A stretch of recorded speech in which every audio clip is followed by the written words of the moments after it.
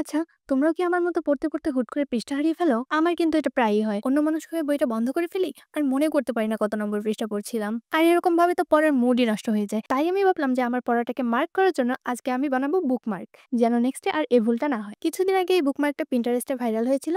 আজ আমি এটা রিক্রিয়েট করব আর ভাবলাম এটা বানিয়ে তোমাদের সাথে শেয়ার করি। চলো শুরু করা যাক। শুধুমাত্র একটা কাগজ ব্যবহার করে ও আঠা ছাড়াই আমি এই বুকমার্ক দুটো তোমাদেরকে বানিয়ে দেখাবো। তোমরা একটা খাতার পেজ দিয়েও এটা বানাতে পারো। এর মধ্যে একটা বাটারফ্লাই আর এটা চেরি ব্লসম থিমে বানাবো, যেহেতু চেরি ব্লসম আমার অনেক বেশি পছন্দ আর বাটারফ্লাই এটা কার না পছন্দ। তো আমি প্রথমে একটা বাটারফ্লাই কেটে নিয়েছিলাম এবং সেটার মাপে আমি এটা আর্ট করবো। তার আগে বলে নেই, আমার চ্যানেলে নতুন হয়ে থাকলে চ্যানেলটি এখনই সাবস্ক্রাইব করে দাও আর পুরনো হয়ে থাকলে লাইক কমেন্ট করতে ভুলো না। বাটারফ্লাই আঁকা হয়ে গেলে এটাকে আমি কালার করে নিব আর বরাবরের মতোই বলবো আমার তো রং নেই, তাই আমি সাইন পেন দিয়ে আর্ট করব। তুমি এখনো রং কিনোনি? না, আমি গরিব, আমার কাছে রং কেনার টাকা নেই। তোমাকে দেখলেই সেটা বোঝা যায়। চুপ করো আর আমাকে কাজ করতে দাও। তো দেখো, দুটো বুকমার্কে আমি ভিন্ন কালার দিয়ে রং করে নিয়েছি।